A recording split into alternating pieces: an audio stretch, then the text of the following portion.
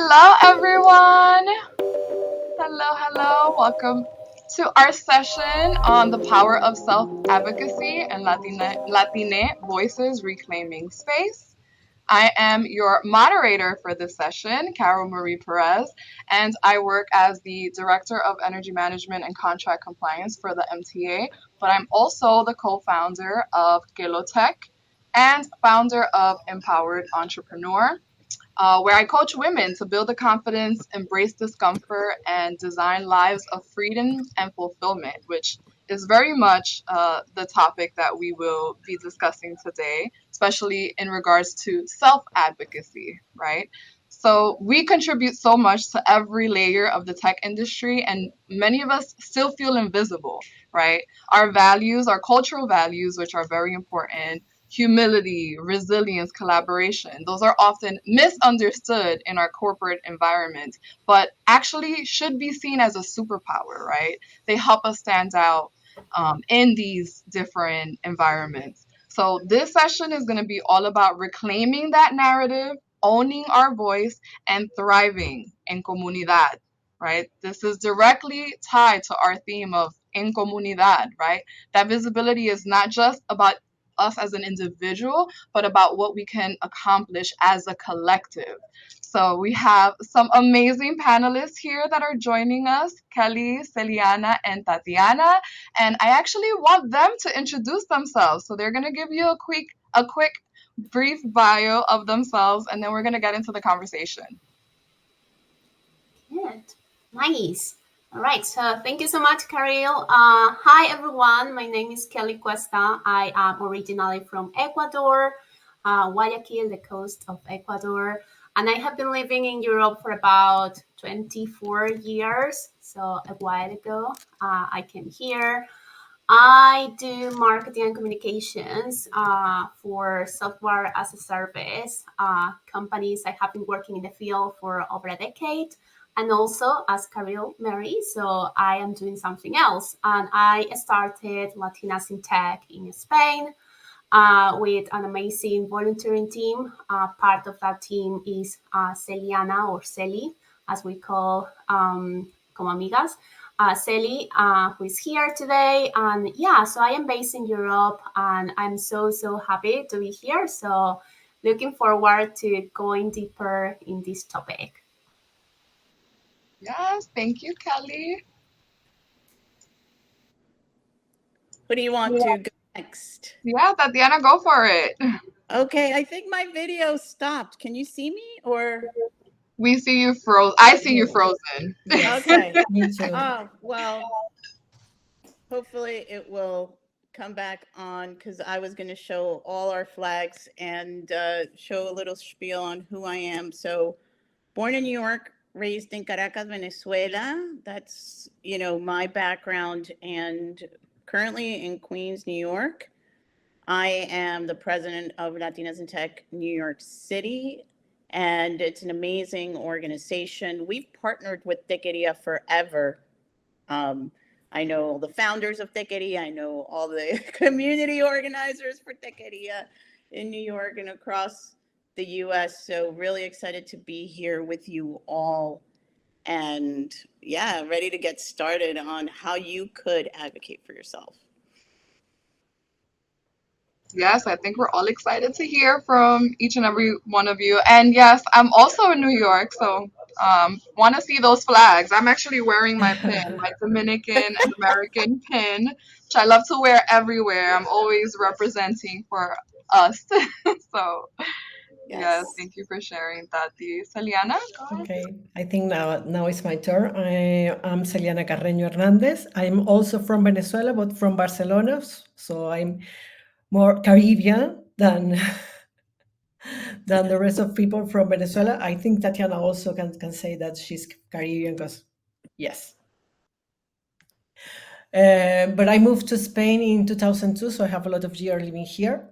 I spent over 20 years working in the intersection of technology, product strategy, and digital transformation. And throughout my career, I lead teams across multiple industries and multiple locations, but we believe that leadership starts with leading by example and creating spaces where others can thrive. And that's what pay my bills. Also, I have something that I call my salario emocional. And my salario emocional is that because I am deeply involved in communities like Latinas in Tech, as Kelly mentioned, and I am co-leader together with her. And also I am part of the STEAM Women Association that are the one that organize all the STEAM Women Congress all over the world. So I am more than happy to be here and to share this panel with all of you because you are all amazing women. Yes, and I love that you shared that about leadership, because I do think it's important for us to be the example that we are trying to encourage within our work environments, and even just within our lives, the way that we lead our lives, right? Being authentic to who we truly are is very, very important. Yes, we see you, Tatiana, you're moving. Yeah. Wonderful. There we go. There's the Oh, flag. Yay! Así mismo, orgullo hispano, por eso estamos aquí.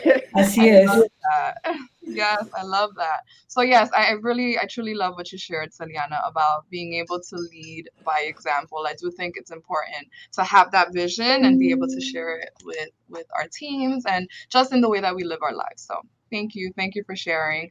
And we are going to get into personal definitions of self-advocacy. So I want you all to talk a little bit about how self-advocacy has played a role in your lives, right? Whether in your business career or just personal life. If you can all maybe get into what it means. What is your definition of self-advocacy?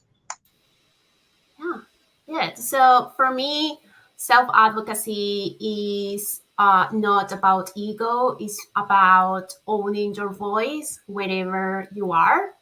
And obviously, being authentic and be responsible about what you are saying. And it's not just about yourself, but also about the fact that you are part of a community, you are part of a culture, right? So, for instance, with a quick example about me, when I just moved to London, I was the only Hispanic. So there was another colleague, he was from Spain, but I was the only one from South America.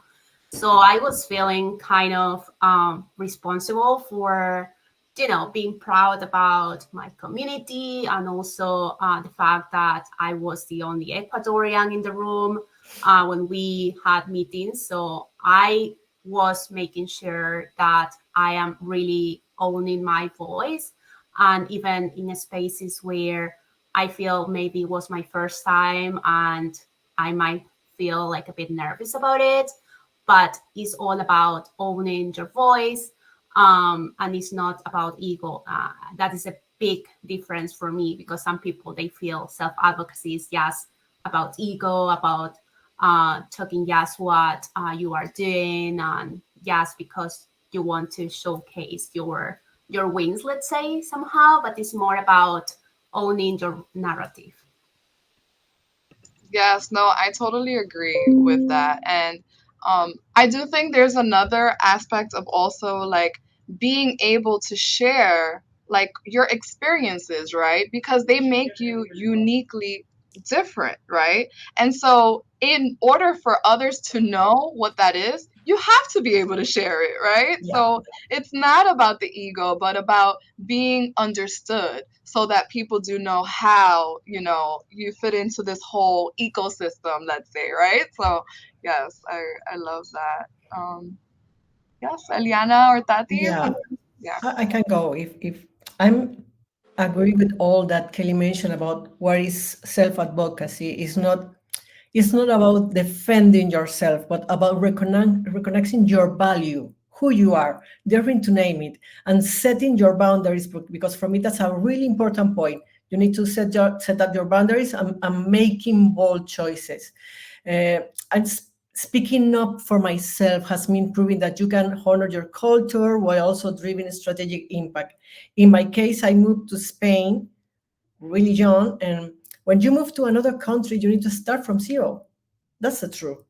So you need to start again. You need to prove again who you are. But what I want to transmit is you didn't start from zero. You have all your knowledge, you have all your expertise, you have a lot of things that the rest of the people no sabe. Claro, sí, completamente. So, and from my point of view, in the business world, this translates into something very practical. You need to be able to articulate your contributions clearly. You need to ask for opportunities